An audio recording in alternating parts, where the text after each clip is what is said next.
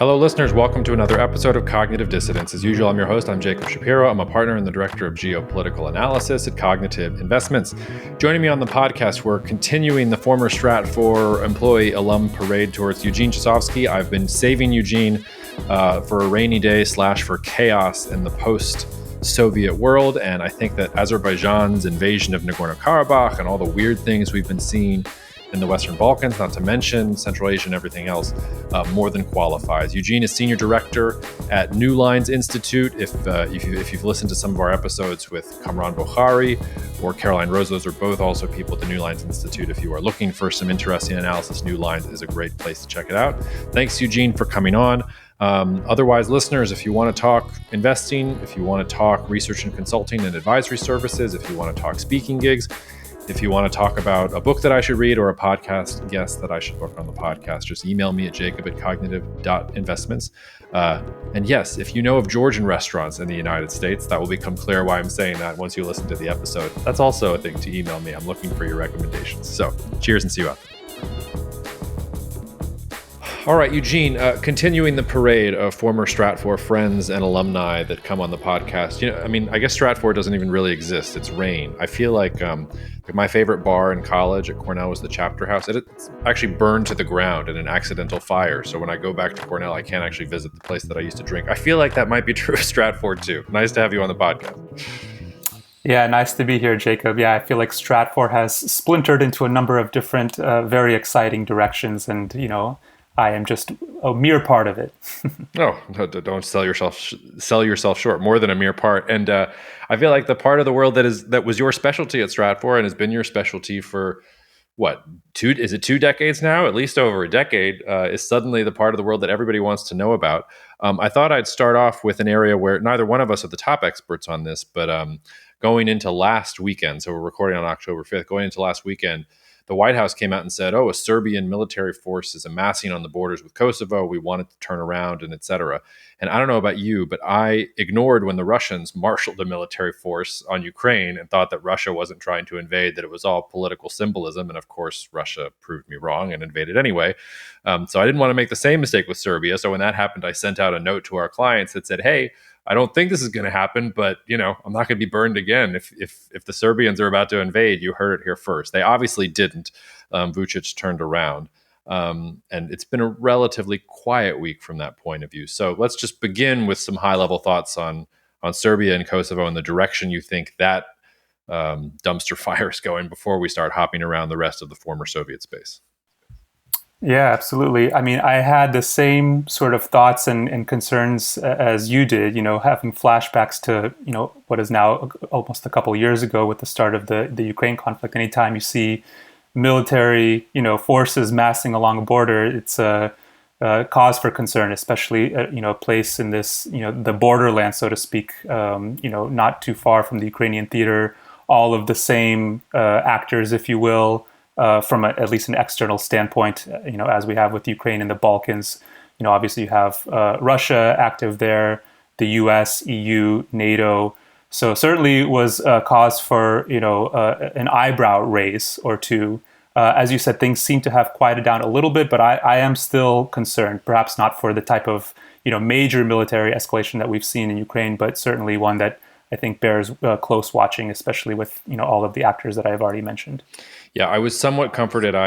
So Marco is going to appear on the podcast before we publish your podcast. And when I saw that thing from the White House, I immediately texted him and said, yo, is Serbia about to invade? And he said, I'm not hearing anything and I'm not losing sleep about it. So that gave me some comfort in general. But there's really not a lot of comfort to have about the Western Balkans on the one hand. It seems like a powder keg just waiting to explode. But I've been writing that same article, and you've probably been writing that same article since the mid-2010s, if not before then, that this was a completely unsustainable situation and it was a powder keg waiting to blow anyway. It never seems to blow. So maybe what are the things that you're looking for, or do you think it's all just kind of business as usual? Like, how do you think about this, or what would trigger something for you to dive a little bit deeper into this situation? Yeah, well, I think that in this case, and we've already brought up the parallel of Ukraine, I would also bring up Nagorno-Karabakh, which I'm sure we'll probably get into a little bit later. But not to kind of overlook, because we've already talked about some of the external players, but there's so many internal sort of quirks and eccentricities to all of these, conflicts that can ripple out, into the beyond the local and even regional environment. So that's something that I won't even pretend to have a complete grasp on. I try to stay on top of things, but as you know, the world is a busy and active place, and there's only so much time for so many conflicts or potential conflicts. So I think, I'm certainly looking at, how these different players that we've already mentioned react.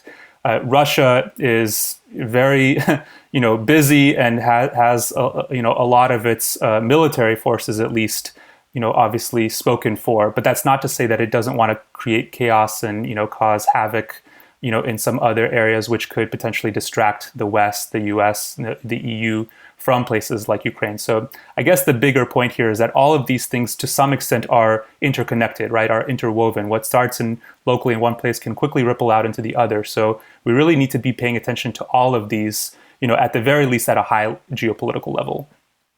Yep. So no rest for the weary is what I hear there. All right. Well, let's move maybe back to the center of gravity, or maybe not the center of gravity, but the sort of snowball that got the avalanche rolling here, which is Ukraine. It's been an interesting week so far for Ukraine. I was a little bit worried because we were seeing poll numbers that were seen flagging support for Ukraine in the US and Europe. Speaker McCarthy's demise and everything in U.S. domestic politics that has Ukraine becoming really a battleground issue in the upcoming presidential election.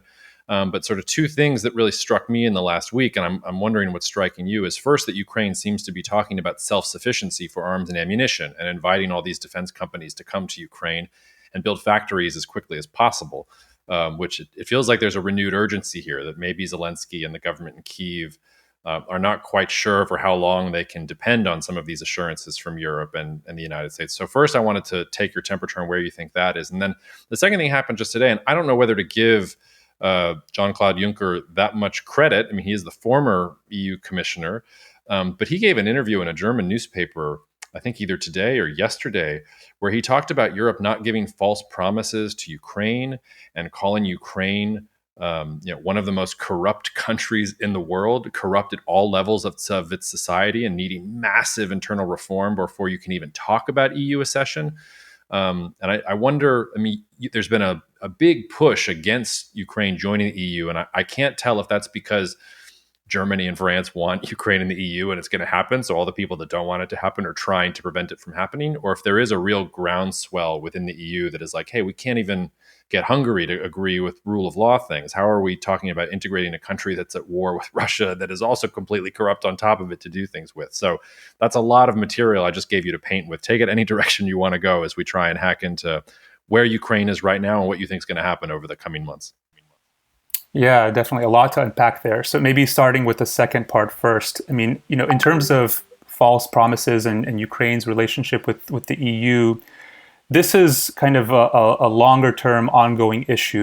Ukraine has been trying to kind of knock on the EU and especially NATO's doorstep, so to speak, in terms of accession for, the better part of 20 years now. Obviously, the war in Ukraine has accelerated both efforts in a certain way, but the challenges that are very kind of long and deep-rooted are still very much there. I think you mentioned already, first of all, you need unanimity within the EU for, expanding. And even one country that's opposed or even hesitant to that, you've already brought up Hungary. They say a lot of things there that, make them hesitant. Even some of Ukraine's biggest, traditional allies like Poland, we've seen disputes over things like grain supplies that's bled over into weapon supplies. It's just such a complex thing, right? EU accession for any country is usually a very long and kind of winding process. I think Croatia was the last to join over 10 years ago. So for a country like Ukraine, that's just as difficult, if not more so.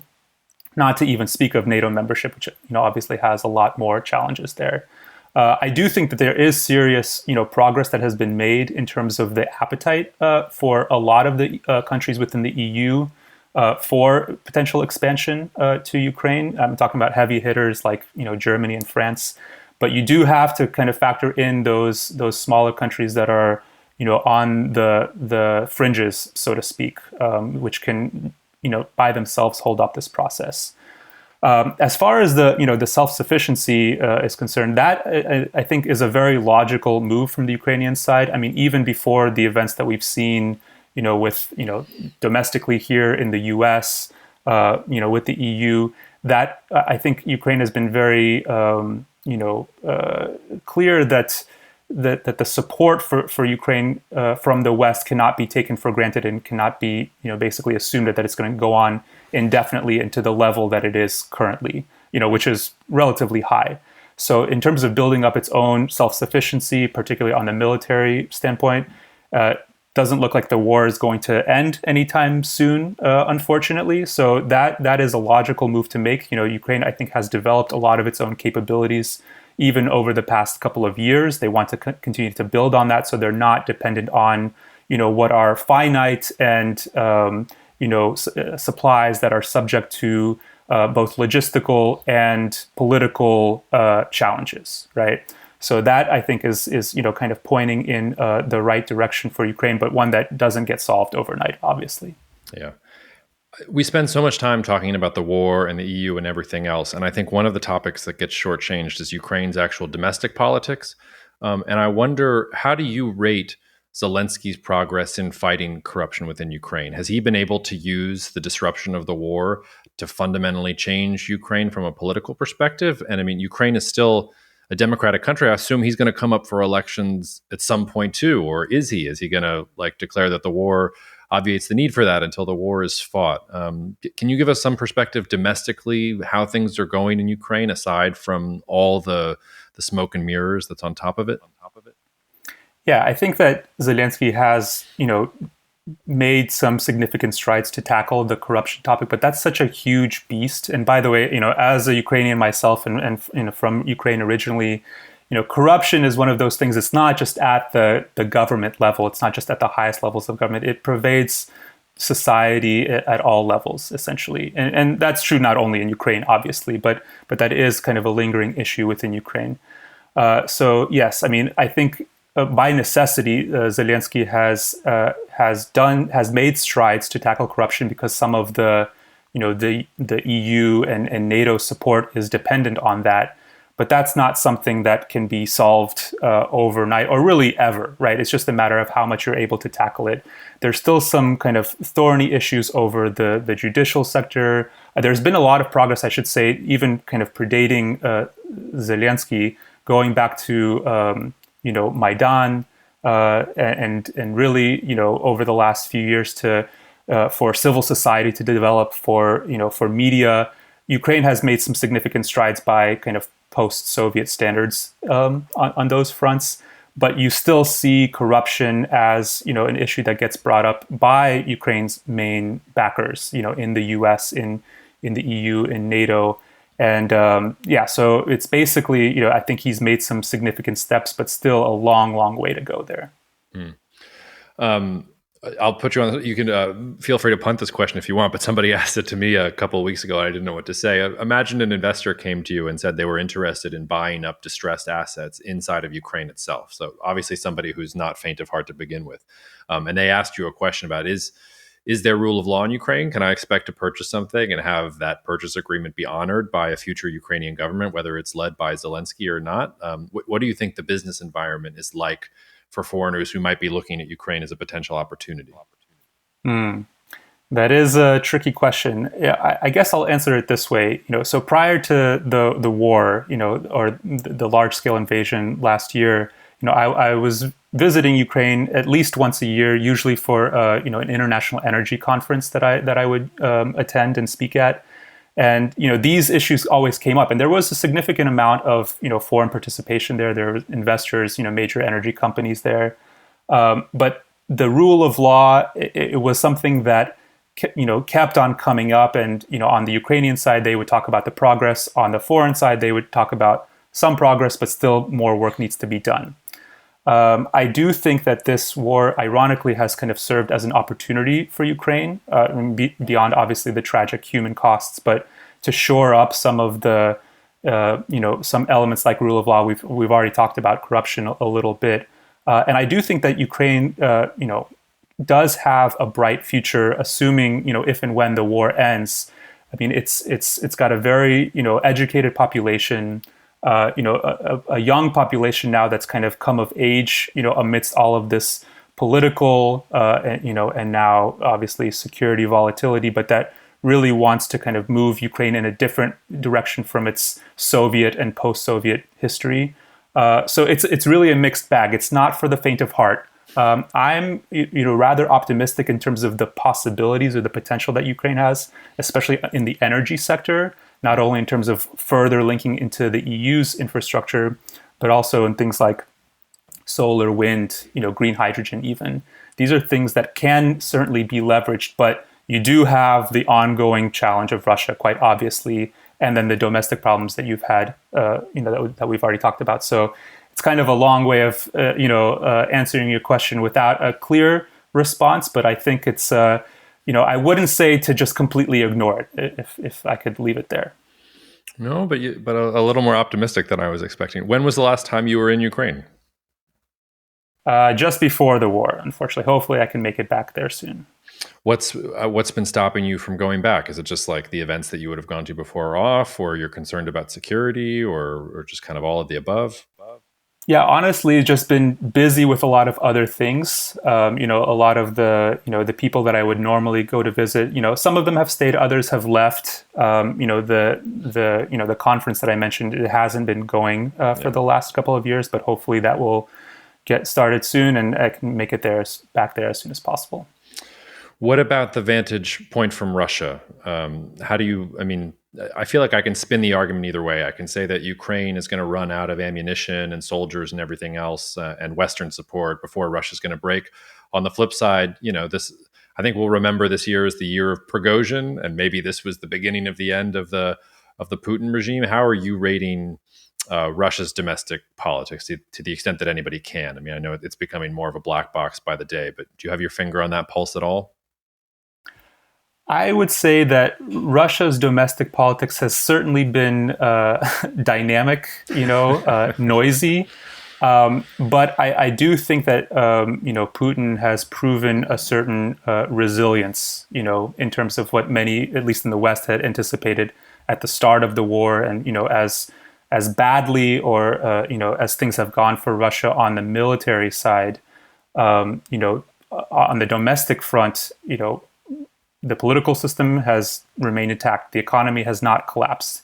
In large part, I think that's because of a concerted strategy by Putin going back, I would say, almost to the initial invasion, of 2014, when, the cracks between Russia and the West really started to appear, and the sanctions and all of that is basically building up, partnerships or at least, practical, pragmatic ties with non-Western countries. Obviously China, kind of in first place there, but even India, Turkey, the Gulf states, these are all countries that quite notably have not, isolated Russia from the international system, so to speak.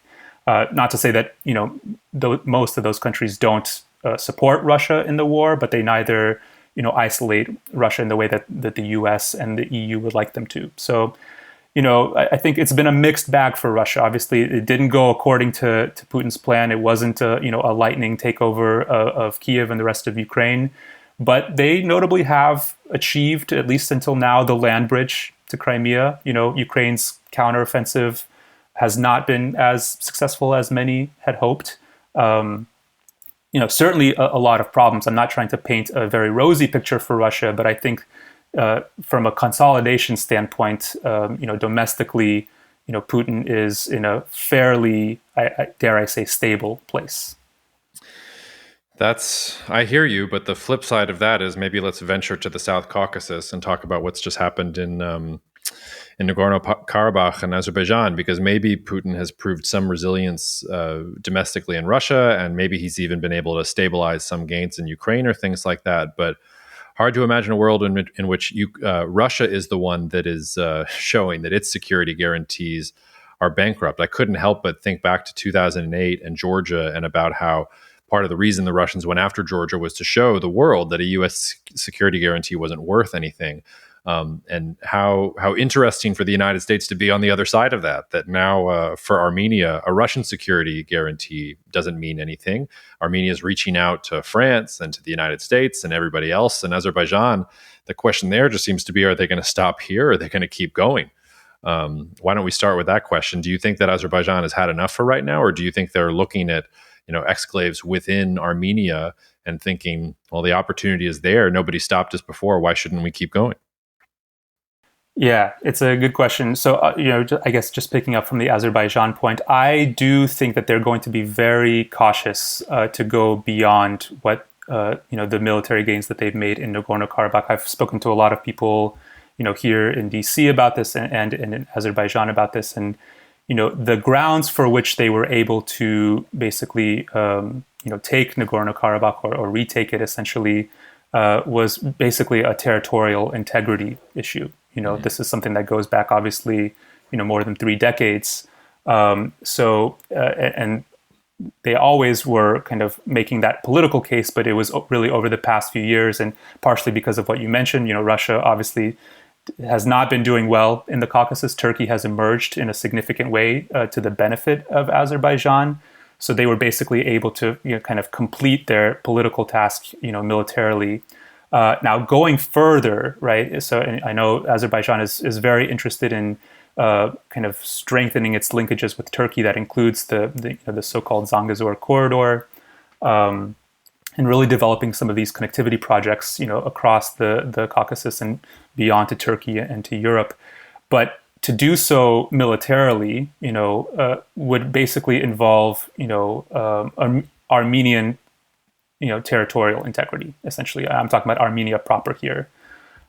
There is, I don't want to rule it out, because nowadays you just can't rule things out completely from a military standpoint. But I would say I think that the calculus and the understanding from the Azerbaijani side that that's a whole different ballgame. And then you have quite ironically a constellation that includes Russia, but also the U.S. and even Iran that would be pretty opposed to that. Then you get into the question of how big is Turkey's appetite to go for something like that, and Azerbaijan as well. So I think more so they're interested in consolidating the gains that they've made and trying to leverage that now into a diplomatic pursuit for economic reasons. They want to kind of sit at the table with Armenia to now hash things out to get those economic projects going.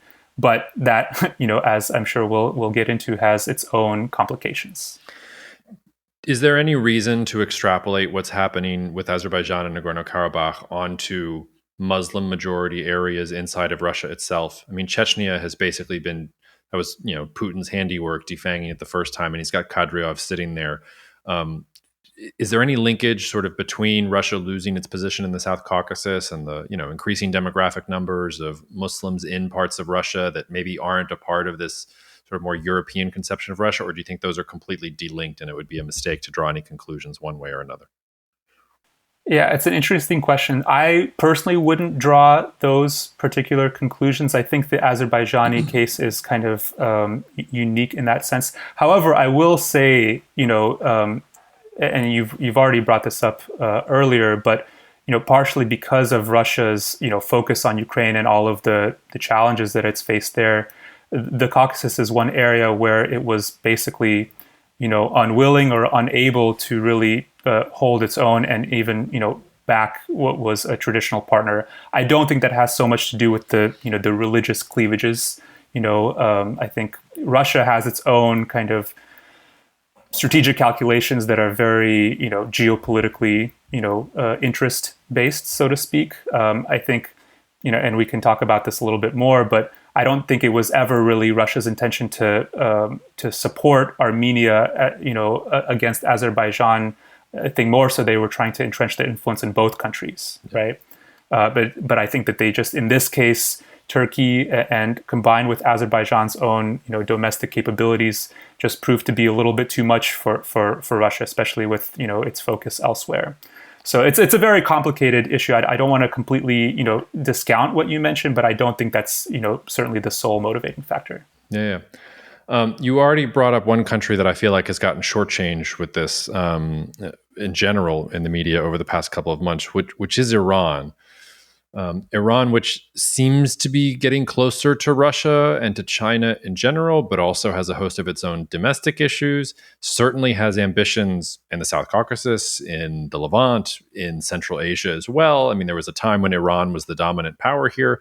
It's interesting to see Iran and Russia kind of on the same page, although, historical enemies, there's also a history of being enemies there too. How do you fit the Iran piece into what's happening around Nagorno-Karabakh? Because it's not a topic I've seen discussed very much, but I would have to think that Iran is not particularly happy about this. They have a significant Azeri population of their own. It's something like, 15% of the population or something? So I imagine this is a little disconcerting for them. Yeah, definitely. I mean, I would say, kind of just to start off, when it comes to Iran in the Caucasus, I generally have the view that their bark is a little bit louder than their bite. I mean, they're not, at this point, they're not a major player in the South Caucasus. Turkey has really emerged there. Russia, even despite all of the challenges that we've talked about, is still a major player and has troops all over the place, right? Iran has kind of interests elsewhere, but yes, they, not only because of the Azeri population that you mentioned within Iran, but also, Iran is, like Russia, concerned about Azerbaijan's efforts in their outreach to the West, primarily from an energy standpoint. Azerbaijan has a significant relationship with Israel from a security standpoint. These are all kind of, the enemy of my enemy is my friend types of situations. Iran has been, as you brought up, been getting closer with Russia in terms of supporting. It's one of the few countries that just directly supports Russia in the war by providing drones and things of that nature. I think that there's also been kind of a convergence of these non-Western or really anti-Western, you could argue, countries like Russia, Iran, China, throw in North Korea there, that may have their own differences, but in a broad sense, they're kind of united against this Western, in particular, U.S.-dominated world. So, I'm not too concerned about Iran in the Caucasus, but they are an important player if you're just kind of zooming out a little bit in the bigger picture. Well, what happens next? Are you feeling sanguine that Azerbaijan has gone as far as it will and that we'll sort of get a new normal and things will just accommodate themselves? Or do you have any fears for escalation right now? Right now, I've got my eyes on Armenia, because they have obviously been very disappointed or let down by Russia, which is its security guarantor, but has not really kind of lived up to that building, and we've already kind of discussed why that is. The problem for Armenia is that they're very isolated, and I don't mean just geographically because they're landlocked, they're in the Caucasus. But also politically, right? Who else can Armenia turn to if not to Russia, right? Because they have, their problems, with Turkey, obviously. The West is distant, and even Georgia, which is actively been trying to, join the EU and NATO for better part of 2 decades. That Western support has not been to Georgia's liking. I will note that there's been some conversations with France about some kind of military exchange. That's definitely interesting, but I don't know to what degree France on its own or even the EU as a whole can really follow through and replace Russia, because you have to keep in mind Russia still has, I think, 5,000 troops in Armenia. Economically, it's very strategically linked. You have a huge Armenian migrant population in Russia. Yeah. Pashinyan and Yerevan are very disappointed with Moscow, but what is their alternative? That's the big question. And maybe there is one, I'm just not seeing it yet. Maybe it's a constellation. So that to me is kind of, one area that I'm watching closely. As for, the moving forward, it's kind of like how we started off the conversation with the Balkans. Geopolitically, I think things are sort of locked in and I don't anticipate a major flare up. But the local conditions, you can't rule it out completely because not everything is kind of dominated by the external powers. They certainly shape and they react to things, but ultimately it's like what's happening on the ground is what's really important. But I think that, as I mentioned before, the appetite for Azerbaijan right now, I think is relatively limited to go, full force into Armenia proper. From your lips to God's ears. Before we leave this part of the world and maybe head over to Central Asia, I'm pro Georgia getting integrated more into the West just because I think there should be more Georgian restaurants and more opportunities for us to eat Georgian food in our own country and in Europe too. The only Georgian restaurant I've ever been to in the US is in New York. And I think LA has one too, but it's like very depressing to me that you can't just get good Georgian food. It's for my money, the only food really worth eating in that region. But I don't know, Georgia sort of sticks out like a sore thumb. Are they just stuck there? Are they slowly going to be absorbed into this weird, sclerotic, hulking Russian state? Do you think they have any hope of attracting some interest from the West? I would think not, just because of their size and the lack of logic from a Western perspective. But maybe you'll tell me different. Yeah, I second your opinion on Georgian restaurants, by the way. There's a couple of good ones here in DC, so you should come visit. Really? All right, I'll be there in December. I'm gonna take you up on that. I hope you're around. Okay, sounds good. Yeah, I mean, Georgia is actually a fascinating case. That they've been quiet, relatively speaking, to all of the stuff that's going on around them. But there was an interesting report that came out just recently about Russia relocating some of its naval assets from Crimea, which has come under increased Ukrainian attack, to Abkhazia, which is, if people remember, kind of the original, the OG breakaway territory going back to 2008. So, Georgia, they have their longstanding issues with Russia. They've been, as we talked about, trying to integrate into the EU and NATO for a long time. But there's also been some weird kind of rumblings of Georgia coming to, I don't want, I would hesitate to say anything like pro-Russian because that's too much of an oversimplification. But they're because things have lasted for so long and they haven't kind of achieved what they've been going for. Ultimately, Russia is right next door, and you have to live with this neighbor, so to speak. So I would just I've got my eye on Georgia. I'll just put it that way. Like, I think that we could start to see some interesting things happening there, and certainly they're not immune to all of the reverberations from the conflicts that we've already discussed. Okay, interesting. All right, well, let's move to an underappreciated part of the world, but one place that I think is dear to both of us. I still remember the last work trip I did before the pandemic started was to Tashkent, and that was a weird experience in general. Also, I started with the center of gravity being Ukraine. Arguably, the things that kicked things off before Ukraine was what happened in Kazakhstan the month before, and the sort of I don't want to say can we say the removal of Nazarbayev, or he's still around, he's still breathing. I don't know to what extent he still has political influence there.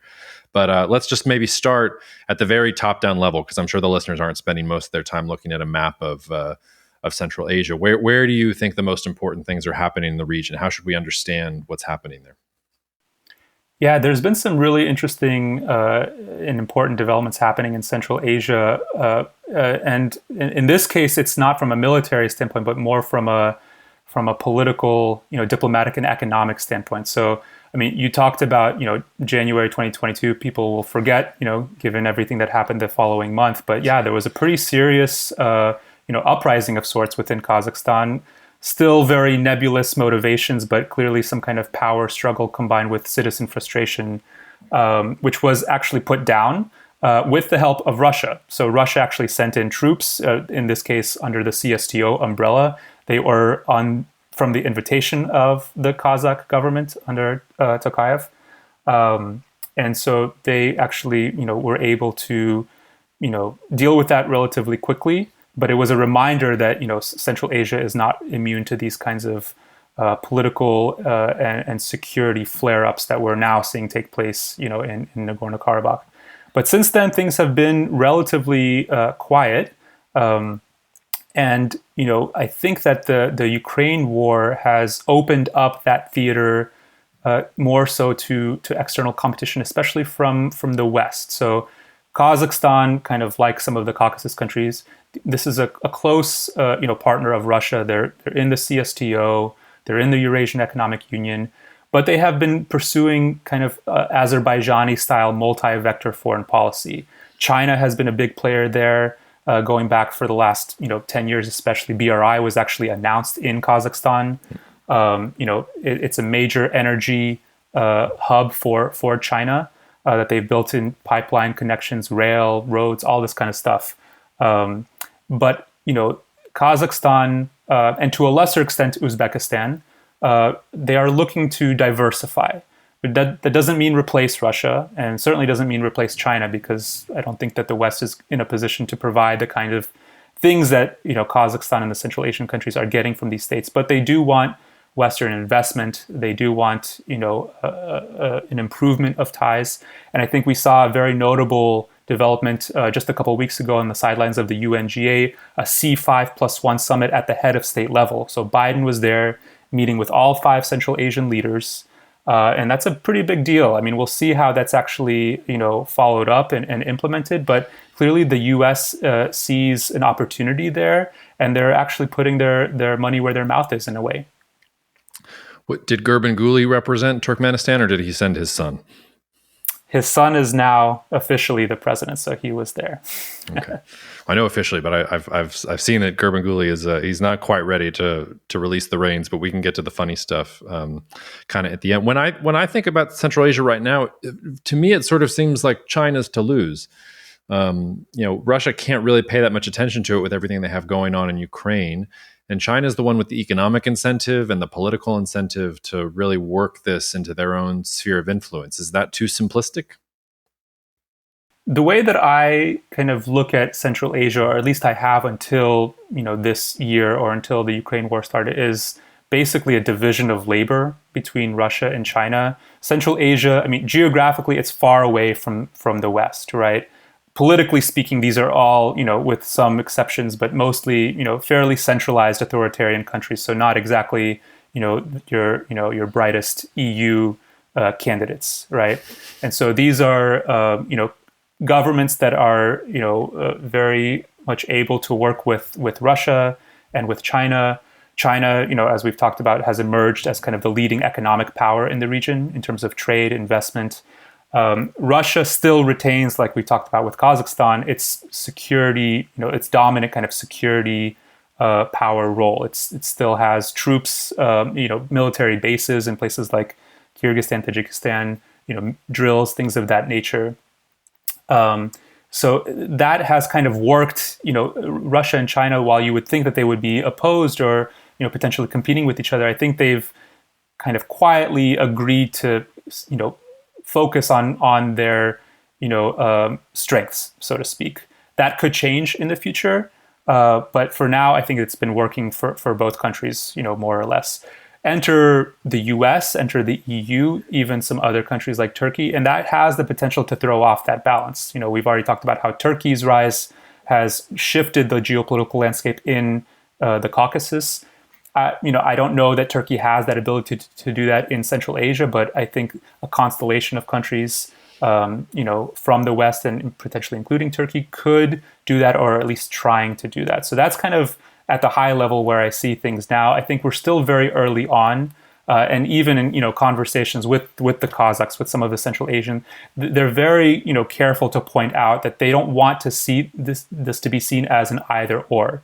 Right? They want the U.S. to invest in Kazakhstan, for example, but they don't want that to come at the expense of BRI. Right? Now that that's obviously we all want our cake and to eat it too. There's a lot of constraints there, but that's I think a notable mindset that they're having in their approach here. You haven't really mentioned Uzbekistan. And I mean, for me, Uzbekistan is actually very, very skeptical of Russia and always has been. They also, they have their own security concerns too, because they look across the border and they can see Afghanistan. And, now you start to get India and Afghanistan and Pakistan, all of that stuff sort of works with them. And also, I mean, because of the way all the borders are drawn, like Uzbekistan is sort of the connective tissue of Central Asia. If it's going to function as a region without having to go all around creation to get from one market to another, you sort of need Uzbekistan not to be this closed off authoritarian society, but to be the center of the Silk Road, the place where like all these things can come together. And there were some halting attempts at liberalization and reform in Uzbekistan. It doesn't look to me like they've gone that well, but how do you sort of put Uzbekistan into the picture that you've sketched? Because to me, they seem to be the wild card and the one that is hardest to pin down. Yeah, I agree with you. I mean, so they have made some efforts. My last visit, kind of like yours, Uzbekistan was the last place that I visited prior to the COVID lockdown. So there were some exciting and interesting things happening there. Things have changed, obviously. I think the the reform drive. I would say with all of the Central Asian countries, when I hear reform, I think we have to take that with a grain of salt. This is not, Western style liberal reform necessarily. I think Kazakhstan is making the biggest strides towards that, and I would put Uzbekistan behind that. I think there's also a degree of, institutional inertia in a way, bureaucratic inertia. Uzbekistan has also seen a changeover of power, from a long-standing autocrat to, a relative reformer, but I use the term relative strongly. And in general, there are still some of that isolationists or kind of skeptical of any external, power vibes coming out of Uzbekistan, right? They're not a member of CSTO. They're not a member of the Eurasian Economic Union. They've talked about these things for a long time, but it hasn't moved. I know that they do, operate, with Russia, with China, and even to a much lesser extent with the West in kind of more tactical, functional terms. But I'm still a little bit hesitant to say that there's going to be major, any major shifts there. Although I do agree with you that geographically and demographically, they are kind of that pivot point of Central Asia. But that's only a part of the story, so to speak. Yeah. Well, if we take a step back, so we've done our little tour, what haven't I asked you about, or what countries or regions have I not asked you about that we should have talked about, first of all? I'd like to throw in China. I know we've talked about them in the case of Central Asia, but really to kind of throw open China and even the Taiwan issue in the context of all of these things. It's something I've been thinking about a lot recently in the context of both, what we talked about in the Caucasus, in Central Asia, and now, throw in Balkans into the mix, is that you have basically two hot spots on either end of Eurasia. You have the Russia-Ukraine war and how that brings in the Europeans, and then you have China-Taiwan tensions, which are obviously not from a military standpoint, but to me one of the most important potential conflicts or potential hotspots that could have way more global reverberations, economically speaking, than Ukraine does. With all due respect to Ukraine, and I'm from there. I mean, Taiwan's role within the global economy is way more impactful, semiconductors, technology, all that kind of stuff. So I've just been thinking about how, these two kind of, hotspots on either side is shaping in some ways all of the reverberations within this huge Eurasian landmass, right? And China's role basically indirectly supporting Russia in the Ukraine conflict. I mean, it's maintained, it's expanded ties, it's allowed Russia basically, it's been a big factor, I should say, in allowing Russia to kind of maintain its position there. I think that there could be some, hint, wink, winks, from China to Russia to kind of return the favor if and when they decide to kind of move on Taiwan. And I don't just mean that militarily. I'm kind of, I'm very, cautious in terms of throwing that out there, but even in terms of any supply chain manipulation, some kind of intervention that falls below the red lines, I think that the China-Russia relationship could be a very important one. I mean, Russia is an energy provider to Taiwan as well as to China and to a lot of the players that could be involved there. So I just wanted to kind of throw that in there because I do see those two as kind of bookends in a way of these, smaller but much more active, volatile regions that kind of ripple out through the entire supercontinent. I made this joke right after Russia invaded, and I think it's still true. I mean, all Russia has done is become China's gas station for the most part. So I don't see that Russia has a whole lot of agency there. And if I was Russia, I'd be worried about, is China content with the way things are currently, or will they put Vladivostok on the board next after they do whatever they want to do with Taiwan? Which, I mean, from a Chinese perspective, Russia is just another imperial European power. I'm not sure if China would be so friendly to Russia if the United States didn't literally say in its national security strategy, China and Russia are our peer threats and we will crush them. And we cannot have this sort of China, they're sort of, friends by default, not because there's any real affinity there, and they even have some interests that are not in common.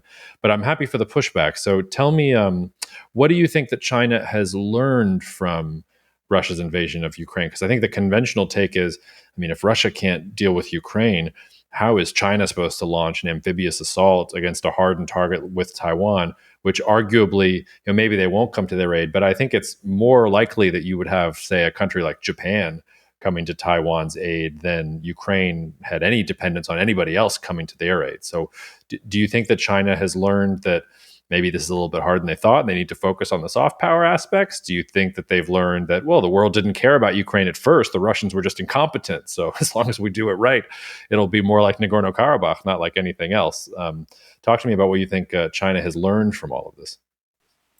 Yeah, well, I mean, just first off, I certainly didn't mean to imply that I think of, Russia and China as best friends forever and, aligned on all things. Although I do think, the way that the global environment has shaped out, it has pushed them together. And whether that lasts for a year, a few years, or longer remains to be seen. As far as what China has learned, I mean, I think China is, probably very obviously paying very close to attention to the Ukraine conflict for a number of reasons. I mean, this in some ways, they're seeing what a major military action and the type of responses that would elicit, from a Western aligned country, but a country that is not a part of the Western, alliance formally, right? I'm talking about Ukraine here, obviously. I think Taiwan is in many ways a similar situation. And, for all of the, the political challenges that we've already talked about, in general, I think the U.S. and NATO and the EU have really, supported Ukraine in a significant way, perhaps more than Russia had anticipated initially. So that's one thing that I think would drive China to, really think twice about, any kind of major military action. Add on to that the fact that I think Russia is way more willing to use military power to kind of cement its, regional power status, so to speak, way more so than China, which is obviously a much stronger economy, but at least until now has not proven to be, as adventurous, so to speak, in terms of military. But really, I think the biggest lesson is the diplomatic and economic statecraft, essentially. Because as I mentioned before, and I was, I think, one of many that were surprised by Russia's full-scale invasion, when it happened. But now having some time to think about it and seeing how things have shaped out, it's if you really go back, not just to the military exercises that preceded that for however many months that was, but the years going back to the initial crisis in Ukraine in February 2014, Euromaidan and the ensuing Russian reactions in Crimea and eastern Ukraine, it gave them essentially almost 10 years to prepare, not just militarily, but also economically, politically, for the results of taking such a move, right? It wasn't overnight that Russia built up its relationship with China from an energy standpoint, building up that infrastructure, finding perhaps not alternative, but a significant supplement to the European energy markets, right? Russia making moves in Africa that we're starting to see, really shaping up in terms of, military cooperation, agricultural cooperation, basically throughout the global South, Latin America, Middle East, right? Russia was preparing, if not for this specific type of conflict, but was preparing for a world in which it was more isolated and, severed from the West. Now, moving to China, I think that I've been kind of paying closer attention to what China has been doing in its own global efforts. Obviously, we've talked about BRI. It's built up economic relationships to a much larger extent than Russia has, right? And those are not without their own challenges, but China is a major trade partner for most of the world, right? On top of that, we see China now getting more involved, perhaps not militarily, but diplomatically in situations. Looking at, for example, when China mediated this, Iran-Saudi normalization of sorts.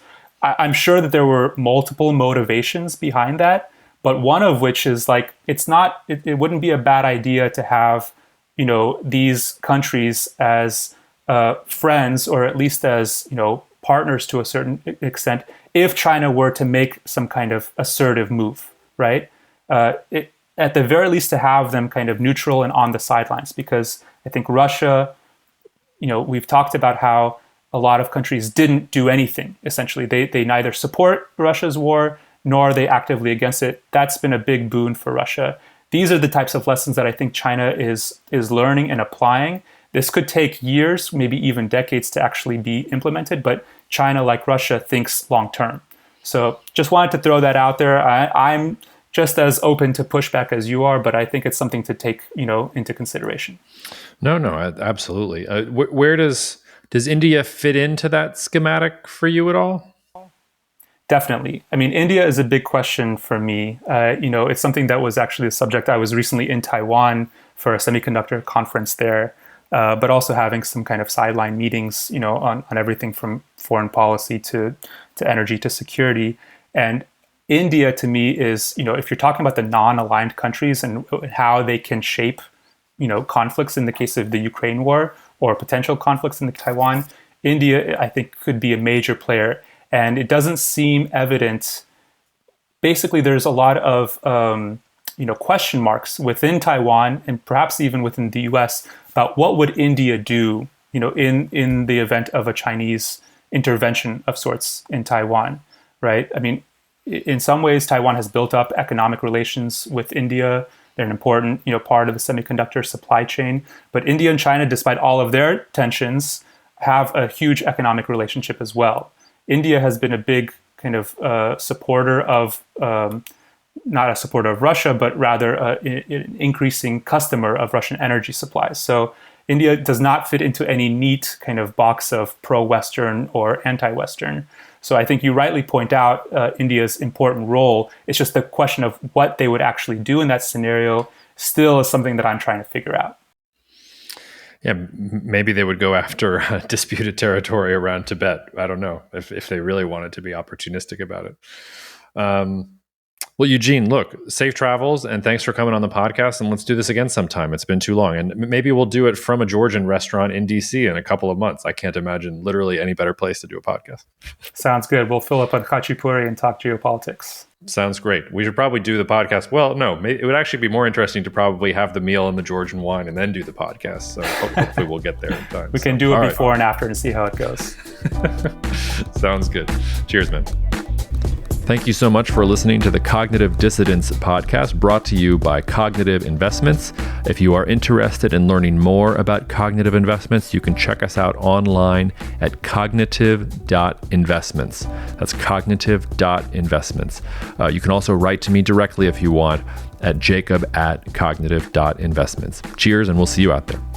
The views expressed in this commentary are subject to change based on market and other conditions. This podcast may contain certain statements that may be deemed forward-looking statements. Please note that any such statements are not guarantees of any future performance, and actual results or developments may differ materially from those projected. Any projections, market outlooks, or estimates are based upon certain assumptions and should not be construed as indicative of actual events that will occur.